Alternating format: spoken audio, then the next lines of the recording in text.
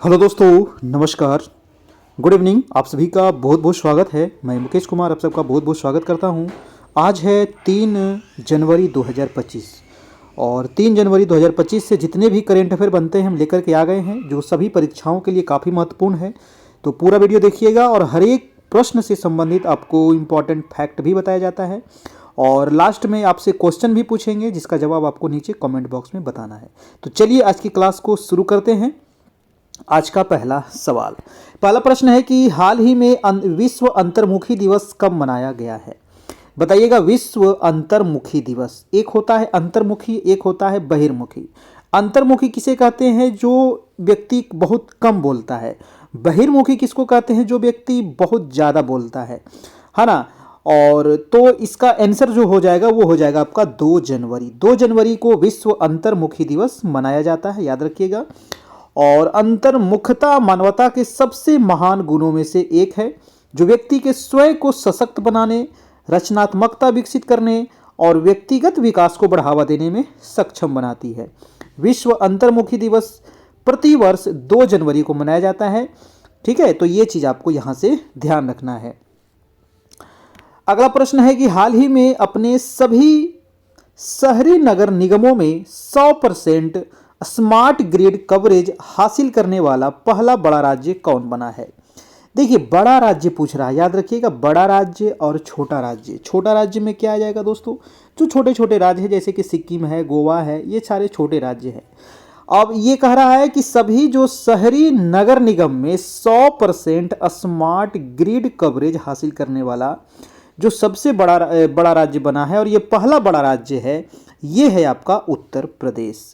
उत्तर प्रदेश ने घोषणा किया है कि वो अपने सभी शहरी नगर निगम में 100% स्मार्ट ग्रिड कवरेज हासिल करने वाला पहला बड़ा राज्य बना है। तो ये काफ़ी इंपॉर्टेंट है। अब ये है आपका उत्तर प्रदेश। उत्तर प्रदेश की राजधानी लखनऊ गोमती नदी के किनारे है। यहाँ की सीएम है योगी आदित्यनाथ और यहाँ के गवर्नर है आनंदीबेन पटेल। उत्तर प्रदेश में आपका चंद्रप्रभा वन्यजीव अभयारण्य है, दुधवा टाइगर रिजर्व है और कतरनिया घाट वन्यजीव अभयारण्य भी आपका उत्तर प्रदेश में है। उत्तर प्रदेश का उच्च न्यायालय कहाँ है? तो प्रयागराज इलाहाबाद में है। उत्तर प्रदेश में लोकसभा से 80 सीटें, राज्यसभा से 31 सीटें और विधानसभा से 403 सीटें हैं। ये जो सीटें हैं मैं हर एक वीडियो में बताता हूँ आपको। सबसे अधिक कहाँ है? तो उत्तर प्रदेश में ही है, क्योंकि सबसे अधिक जनसंख्या वाला जो राज्य है वो है आपका उत्तर प्रदेश। तो इसीलिए यहाँ लोकसभा भी सीटें ज़्यादा हैं, राज्यसभा भी सीट यहाँ सबसे ज़्यादा है और विधानसभा सीट भी यहाँ सबसे ज़्यादा है। उत्तर प्रदेश जो है आपका गन्ना, गेहूँ, दूध, आलू, सब्जी, हरी मटर के उत्पादन में भारत में प्रथम स्थान है। उत्तर प्रदेश का सबसे बड़ा जिला है आपका लखीमपुर जिला। यहाँ का सबसे छोटा जिला है हापुड़ जिला। यहाँ के राजकीय पक्षी है सारस क्रेन और राजकीय पशु है बारहसिंगा और यहाँ का राजकीय पुष्प है आपका पलाश। तो इतने सारे आपके प्रश्न आपको उत्तर प्रदेश से ध्यान रखना है। अब कुछ महत्वपूर्ण फैक्ट है कि उत्तर प्रदेश सरकार ने पार्वती अर्गा पक्षी अभयारण्य को पर्यावरण संवेदनशील क्षेत्र घोषित किया है। उत्तर प्रदेश सरकार ने अपनी सभी सरकारी स्कूलों में अब अखबार पढ़ना कंपलसरी कर दिया है। प्रधानमंत्री मोदी ने लखनऊ में राष्ट्र प्रेरणा स्थल का उद्घाटन किया है और उत्तर प्रदेश शिक्षा सेवा चयन आयोग के अध्यक्ष प्रशांत कुमार बने हैं। भारत का पहला वन्य विश्वविद्यालय गोरखपुर में स्थापित होगा और उत्तर प्रदेश में किसानों के लिए कार्बन क्रेडिट योजना शुरू की गई है। अगला प्रश्न है कि हाल ही में किसे भारतीय महिला हॉकी टीम का कोच नियुक्त किया गया है? बताइएगा, भारतीय महिला हॉकी टीम का कोच किसे नियुक्त किया गया है? तो इसका जो आंसर होगा वो होगा सोर्ड मारिन। जी हाँ, सोर्ड मारिन को नियुक्त किया गया है। भारतीय महिला हॉकी टीम का कोच नियुक्त किया गया है। तो ये हैं आपके सोर्ड मारिन, जो भारतीय महिला हॉकी टीम के कोच के रूप में वापसी, इससे पहले भी वो भारतीय महिला टीम के कोच बन चुके हैं। 2017 से 21 तक ये भारतीय महिला टीम के कोच रहे थे और फिर से इनको भारतीय महिला टीम का कोच बनाया गया है। कुछ फैक्ट है कि अजय सिंघल को हरियाणा का नया डीजीपी नियुक्त किया गया है। अटल स्मृति न्यास का अध्यक्ष एम वेंकैया नायडू को नियुक्त किया गया है। PV Sindhu BWF athletics commission की चेयरपर्सन चुनी गई। सलीम अहमद ने रेल विकास निगम लिमिटेड के सीएमडी के रूप में कार्यभार संभाला है और आईआईएफएल फाइनेंस ने बीपी कानूनगो को अपना चेयरमैन नियुक्त किया है। शाश्वत शर्मा एयरटेल इंडिया के एमडी और सीईओ बने हैं। इंडियन मिलिट्री एकेडमी से ग्रेजुएट होने वाली पहली महिला अधिकारी साई जाधव बनी है। और रवि रंजन ने एसबीआई के नए मैनेजिंग डायरेक्टर के तौर पर कार्यभार संभाला है। अगला प्रश्न है कि हाल ही में कहां जल्लीकट्टू 2026 की शुरुआत हुई। देखिए, प्रत्येक जब भी आता है दोस्तों तमिलनाडु, तो आपको बताया जाता है कि जल्लीकट्टू जो है, ये त्यौहार जो है, ये जो खेल है, ये मनाया जाता है आपको कहाँ, तो तमिलनाडु राज्य में। तो इसका राइट आंसर हो जाएगा तमिलनाडु। तमिलनाडु में वार्षिक जल्लीकट्टू सत्र की शुरुआत वर्ष 2026 की शुरुआत में ही होने जा रहा है। और राज्य सरकार ने 3 जनवरी 2026 को पहले जल्लीकट्टू आयोजन की अनुमति प्रदान की है। और यह पारंपरिक साढ़ वश में करने वाला खेल है। साढ़ को वश में किया जाता है वहां पर लोगों के द्वारा। इसमें कई लोग घायल भी हो जाते हैं, जान माल की काफ़ी इसमें क्षति होता है आपका। अब उत्तर प्रदेश दोस्तों, तो ये है आपका उत्तर प्रदेश। उत्तर प्रदेश की राजधानी कहाँ है? चेन्नई है। उत्तर प्रदेश के सीएम कौन है? एम.के. स्टालिन। और यहाँ के गवर्नर है आर.एन. रवि। उत्तर प्रदेश में ये देखिए, आप देख सकते हैं फिगर में, ये है आपका जल्लीकट्टू खेल। ये साड़ है, इसको लोग क्या करते हैं तो अपने मतलब कि इसको पकड़ते हैं वहाँ के लोग, ठीक है। ये एक प्रकार का खेल है। मुदुमलाई राष्ट्रीय उद्यान उत्तर प्रदेश तमिलनाडु में है आपका। अन्नामलाई और राष्ट्रीय इंदिरा गांधी वन्यजीव अभयारण्य आपका तमिलनाडु में है। कलक्कड़ मधु मुंडथुरई टाइगर रिजर्व भी आपका तमिलनाडु में है। वेदांगथांगल पक्षी अभयारण्य और मुकुर्थी राष्ट्रीय उद्यान, ये सारे कहाँ हैं तो तमिलनाडु में है। तमिलनाडु में आपको ये चीज़ आपको याद रखना है। और दोस्तों तमिलनाडु में लोकसभा के 39 सीट है, राज्यसभा के 18 और विधानसभा के 234 सीट है। यहाँ का राज्य पशु क्या है तो नीलगिरी तहर। एक काफ़ी इंपॉर्टेंट है कि उत्तर प्रदेश जो है ये भारत का सबसे दक्षिणी राज्य है। और भारत का सबसे दक्षिणी राज्य है और भारत का सबसे दक्षिणी बिंदु का क्या नाम है तो कन्याकुमारी है, जो आपका तमिलनाडु में ही है।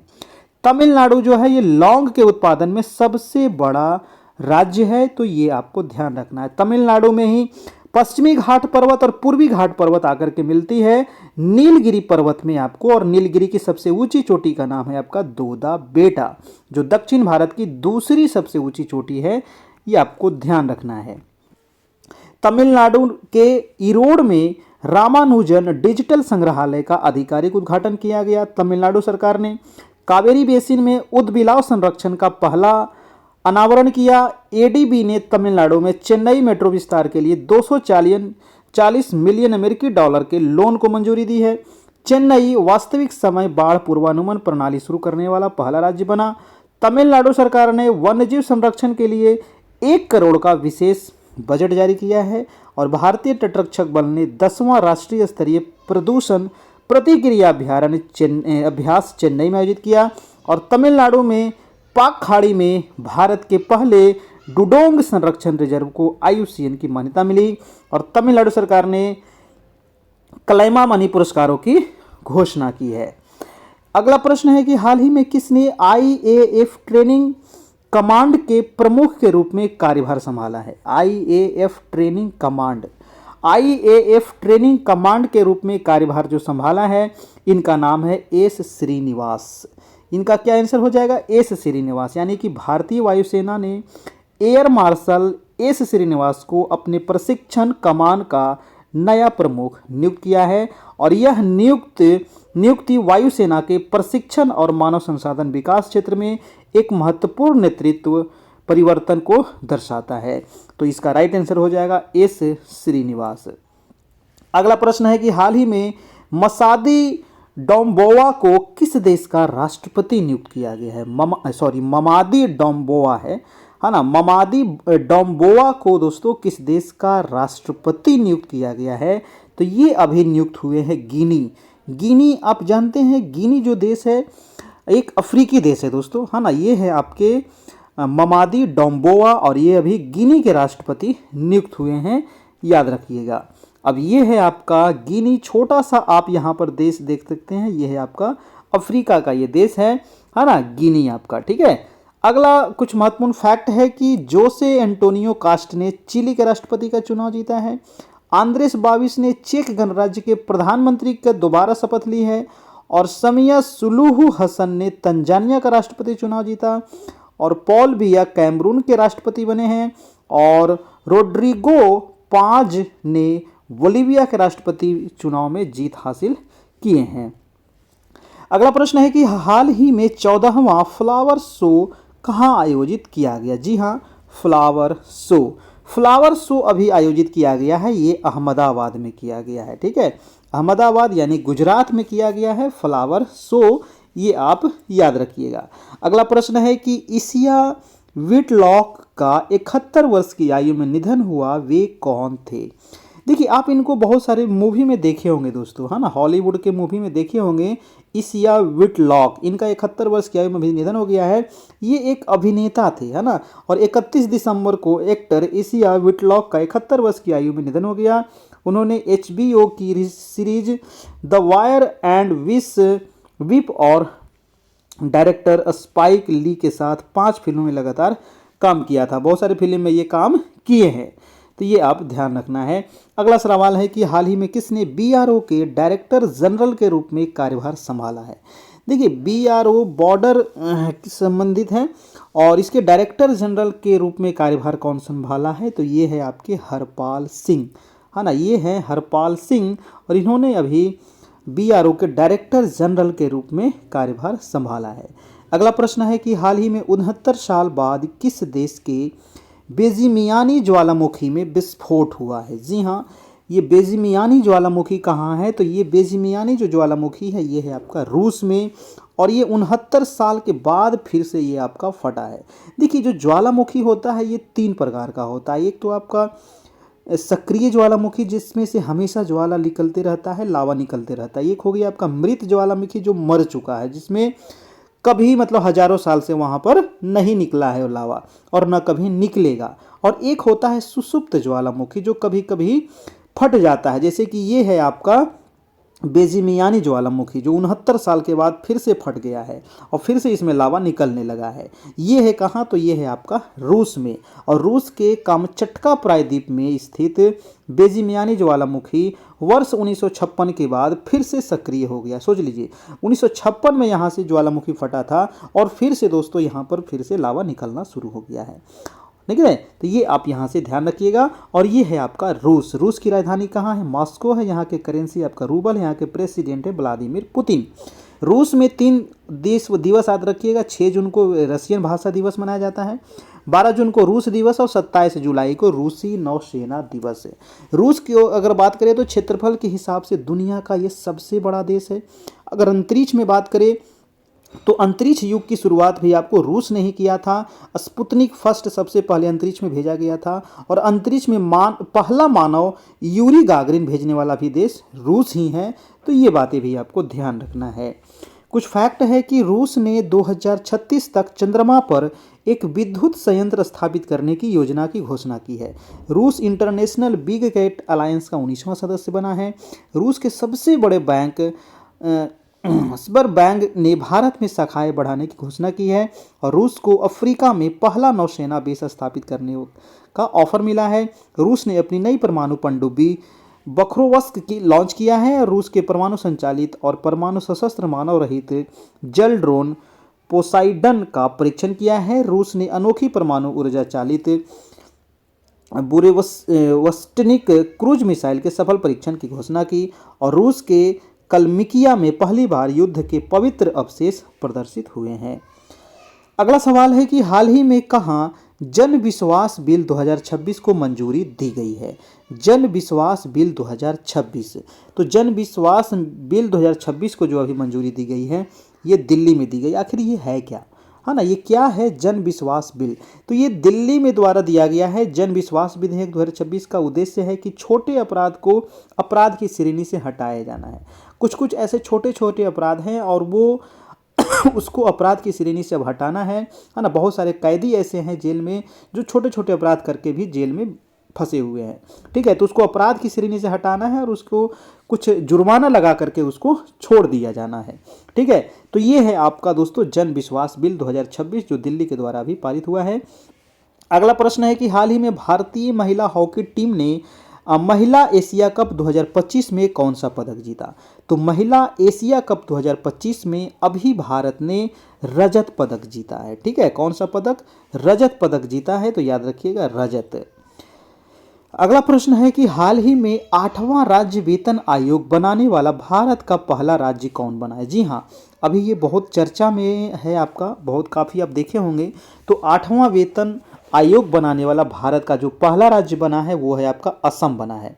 ठीक है, कौन सा राज्य बना है? असम बना है। तो ये है आपका असम। असम की राजधानी है आपका दिसपुर। यहाँ के सीएम है हेमंत बिस्वा शर्मा और यहाँ के गवर्नर है लक्ष्मण आचार्य। देखिए, असम में जो है आपका भारत का पहला पेट्रोलियम उत्पादक ये असम राज्य है और सबसे पुराना तेल उत्पादक राज्य भी आपको असम में ही है। डिगबोई में आपको उत्पादन शुरू हुआ था। भारत का सबसे बड़ा चाय उत्पादक भी कौन है? तो असम ही है। असम में लोकसभा के 14 सीट, राज्यसभा के 7 और विधानसभा के 126 सीट है आपका।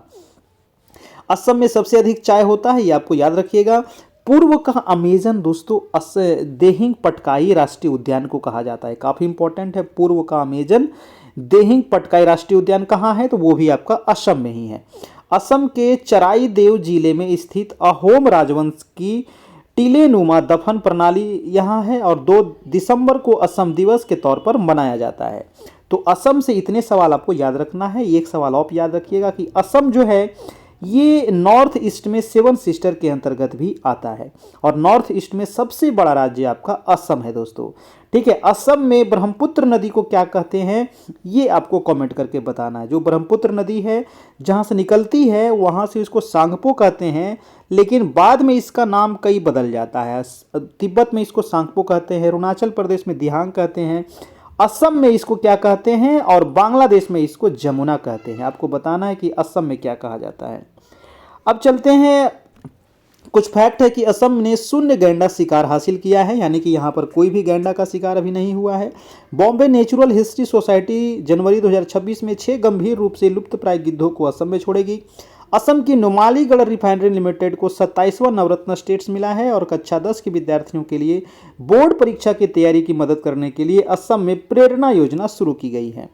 असम मंत्रिमंडल ने बहुविवाह पर प्रतिबंध लगाने के लिए विधेयक को मंजूरी दी और असम के बोडो लोगों के बाथौ धर्म को अलग जनगणना कोड मिला है और कटी बिहू उत्सव असम में मनाया जाता है। काफ़ी इंपॉर्टेंट उत्सव है, याद रखिएगा। कटी बिहू उत्सव असम में मनाया जाता है। अगला सवाल है कि हाल ही में कुशावती किस राज्य का तीसरा जिला बना है? कुशावती जो अभी जिला बना है ये गोवा का तीसरा जिला बना है। यानी कि गोवा में अब टोटल कितने जिले हो गए हैं? तो 3 जिले हो गए। गोवा जो है ये भारत का सबसे छोटा राज्य है क्षेत्रफल के हिसाब से और जनसंख्या में सबसे छोटा राज्य है आपका सिक्किम। देखिए, कोई भी क्वेश्चन को ना रिलेट करके याद कीजिएगा तो आपको याद रहेगा। सबसे जनसंख्या में छोटा सिक्किम और क्षेत्रफल में छोटा आपका गोवा है, याद रखिएगा। गोवा का तीसरा जिला बना है आपकी कुशावती। ठीक है, जो गोवा की प्राचीन कुशावती नदी के नाम पर रखा गया। कुशावती नदी एक छोटी सी नदी है, प्राचीन नदी है और इसी के नाम पर एक तीसरा जिला यहाँ पर अभी बना है। ये है आपका गोवा। गोवा की राजधानी है आपका पणजी। गोवा के सीएम है प्रमोद सावंत। यहाँ के गवर्नर हैं पुष्पति अशोक गणपति राजू। गोवा में 2 लोकसभा सीटें हैं, एक राज्यसभा और विधानसभा के 40 सीटें हैं। गोवा स्थापना दिवस कब मनाता है? तो 30 मई को मनाता है। और आपको कमेंट करके बताना है कि गोवा मुक्ति दिवस कब मनाता है ना। आपको कमेंट करके बताना है गोवा मुक्ति दिवस कब मनाता है। भारत का ये सबसे छोटा राज्य है आपका। कुछ फैक्ट है कि 56वां भारतीय अंतर्राष्ट्रीय फिल्म महोत्सव गोवा में आयोजित होगा और international salinity conference WECARC 2025 Goa में शुरू हुई और FIDE शतरंज विश्व कप 2025 का उद्घाटन गोवा में हुआ। अगला है कि गोवा सरकार ने स्कूल और कॉलेज के पाठ्यक्रम में शतरंज को शामिल किया है और अंतर्राष्ट्रीय पर्पल फेस्टिवल का 3रा संस्करण पणजी में हुआ और गृह मंत्री अमित शाह ने गोवा में महाजय घर योजना शुरू किया है। अगला प्रश्न है कि हाल ही में भारत और किस देश ने काउंसलर समझौते के तहत कैदियों की लिस्ट का आदान प्रदान किया है? देखिए, इस प्रकार का सवाल मैंने कल भी आप लोग को बताया था और ये क्वेश्चन आज फिर आया है कि भारत और कौन सा देश है जो काउंसलर समझौते के तहत कैदियों की लिस्ट का आदान प्रदान करेगा, है ना। प्रत्येक साल भारत और पाकिस्तान के द्वारा किया जाता है कि कितने कैदी हमारे आपके यहाँ हैं और आपका कितना कैदी जो आपके देश का हमारे यहाँ जेल में बंद है। ठीक है, बहुत सारे। तो ये आपका आंसर हो जाएगा पाकिस्तान के द्वारा ये आपको किया जाता है। ये है आपका पाकिस्तान। पाकिस्तान की राजधानी है इस्लामाबाद, यहाँ की करेंसी है पाकिस्तानी रुपी, और यहाँ के प्राइम मिनिस्टर है आपका शहबाज शरीफ, और यहाँ के प्रेसिडेंट है आपका आरिफ अली जरदारी। पाकिस्तान की अगर बात करें तो भारत और पाकिस्तान के बीच जो सीमा रेखा है इसका नाम है आपका रेड क्लिफ रेखा, याद रखिएगा। सर रेडक्लिफ के द्वारा 1947 में इसका निर्धारण किया गया था, जब भारत पाकिस्तान अलग हो गया था। पाकिस्तान की सीमा जो है ये भारत के 3 राज्य से लगती है, गुजरात, राजस्थान और पंजाब। याद रखिएगा, ये है आपका गुजरात, ये है राजस्थान, ये है आपका पंजाब। और 2 केंद्र शासित प्रदेश से लगता है दोस्तों, ये है आपका जम्मू कश्मीर और ये है आपका लद्दाख। ठीक है, तो जम्मू कश्मीर और लद्दाख 2 केंद्र शासित प्रदेश और 3 राज्यों से सीमा लगती है, ध्यान रखिएगा पाकिस्तान का। अगला है कि फील्ड मार्शल असीम मुनीर को पाकिस्तान का पहला चीफ ऑफ डिफेंस फोर्सेज नियुक्त किया गया है, तो काफ़ी इंपॉर्टेंट है, याद रखिएगा। WHO की रिपोर्ट के अनुसार पाकिस्तान में HIV संक्रमण सबसे तेजी से बढ़ा है, और अमेरिका ने पाकिस्तान को नवनिर्मित उन्नत मध्यम दूरी की हवा से हवा में मार करने वाला मिसाइलें की आपूर्ति से इनकार कर दिया है, और पाकिस्तान ने सऊदी अरब के साथ परस्पर रक्षा समझौता किया है, और वर्ष 2027 में SCO शिखर सम्मेलन की मेजबानी पाकिस्तान करेगा, और पाकिस्तान ने चीन की तरह रॉकेट फोर्स बनाने की घोषणा की है। अब लास्ट वीडियो का प्रश्न है कि हाल ही में किस राज्य में इमोयुनु एराप्ता त्यौहार मनाया गया। देखिए, कल आपसे पूछे थे इमोयुनु एराप्ता त्यौहार कहाँ मनाया गया, तो इसका राइट आंसर हो जाएगा आपका मणिपुर। काफ़ी लोगों ने सही जवाब दिया है और अधिकतर लोगों ने सही जवाब दिया है दोस्तों। तो मैं फिर कहूँगा कि जो भी आपसे सवाल पूछा जाता है उसका कमेंट बॉक्स में आप जवाब जरूर दीजिए, या लास्ट वीडियो वाला आपको जवाब देना है, या फिर जो बीच में क्वेश्चन पूछा जाता है उसका भी आप जवाब दीजिए। जवाब देने से आपको वो चीज़ याद हो जाता है, जितना बार लिखिएगा ना उतना चीज़ आपको याद हो जाएगा। ठीक है, लिखने का आपको प्रयास करना है। अब चलते हैं रिवीजन प्रश्न कि भारत डोपिंग रोधी नियमों के उल्लंघन में विश्व में शीर्ष देश रहा है। पारंपरिक डाक सेवा को बंद करने वाला पहला देश जो है वो डेनमार्क बना है, और भारत का पहला वन विश्वविद्यालय गोरखपुर में स्थापित होगा। सलीम अहमद रेल विकास निगम लिमिटेड के CMD के रूप में कार्यभार संभाला है। साउथ पोल तक स्कीइंग करने वाली सबसे कम उम्र की भारतीय महिला काम्या कार्तिकेयन बनी है, और प्रेस क्लब ऑफ इंडिया ने संगीता बरुआ को अपना महिला अध्यक्ष चुना है। दुनिया का सबसे बड़ा मखाना उत्पादक देश भारत बन गया है, और प्रधानमंत्री मोदी ने लखनऊ में राष्ट्र प्रेरणा स्थल का उद्घाटन किया। चीन के सुपर कंडक्टिव मैगलेव वाहन ने मात्र 2 सेकंड में 0 से 700 किलोमीटर प्रति घंटा की गति का विश्व रिकॉर्ड बनाया है। इजराइल का 2026 का शांति पुरस्कार डोनाल्ड ट्रंप को मिलेगा, और फरवरी 2026 में भारत AI इम्पैक्ट समिट की मेजबानी करेगा। भारत जो है वो जापान को पीछे छोड़कर विश्व की 4थी सबसे बड़ी अर्थव्यवस्था बन गया है, और भारत और न्यूजीलैंड ने मुक्त व्यापार समझौते पर सहमति जताई है। अनु गर्ग को ओडिशा की पहली महिला मुख्य सचिव नियुक्त किया गया। जर्मनी ने आधिकारिक तौर पर वर्ष 2026 के लिए G7 की अध्यक्षता इटली को सौंपी है, और IIT पटना ने रिसर्च को बढ़ावा देने के लिए सुपर कंप्यूटर लॉन्च किया है। गुजरात जो है वो 33 साल बाद पुनः टाइगर स्टेट घोषित हुआ है, और भारतीय वायुसेना के vice chief of air staff का पद एयर मार्शल नागेश कपूर ने संभाला, और रामानुजन डिजिटल संग्रहालय का आधिकारिक उद्घाटन तमिलनाडु में किया गया है। अब आज का प्रश्न है कि हाल ही में हुंडई मोटर इंडिया ने किसे अपना MD एंड CEO नियुक्त किया है। तो आपको ये बताना है कि हुंडई मोटर इंडिया ने अपना MD एंड CEO किसे नियुक्त किया है। लव अग्रवाल, तरुण अग्रवाल, अजय कुमार शुक्ला, या इनमें से कोई नहीं। देखिए, आप लोग नीचे जवाब जरूर दीजिए। ठीक है, आपसे रिक्वेस्ट है कि आप इसका जवाब देने का प्रयास कीजिए। जितना भी इसके बारे में पता हो उसको लिखिए, चाहे आपको गूगल से सर्च करके लिखना हो, कहीं से लिखिएगा, मैं उसको आपको वीडियो में लेकर के आऊँगा, आपको बताऊँगा। ये है हमारा व्हाट्सएप चैनल, आप इसको ज़रूर से ज़रूर ज्वाइन कर लीजिए। डेली आपको यहाँ GK GS current affair quiz कराया जाता है। यहाँ से आपको काफ़ी अच्छा हो जाएगा। GK GS करेंट अफेयर आपको अलग से पढ़ने की कोई आवश्यकता नहीं है। ये हमारा दोस्तों आपको NCERT PDF है, आप इसको ले सकते हैं नोट्स का, और आपका MCQ का चैप्टर वाइज आपको मिल जाएगा। क्लास 6 से लेकर के 12 क्लास तक सारे सब्जेक्ट का नोट्स आपको मिल जाएगा। ये नंबर दिया गया है जहाँ से आप यहाँ से ले सकते हैं। और ये है हमारा टेलीग्राम चैनल जहां इसका आपको पीडीएफ डेली भेज दिया जाता है, तो आप पीडीएफ से भी इसको पढ़ लीजिएगा बिल्कुल फ्री में। और ये रहा आज का क्लास। तो कैसा लगा?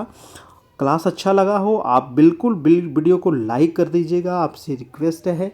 चैनल पर नए हैं, चैनल को जरूर से जरूर सब्सक्राइब कर लीजिए। डेली आपको वीडियो मिलते रहेगा करेंट अफेयर की।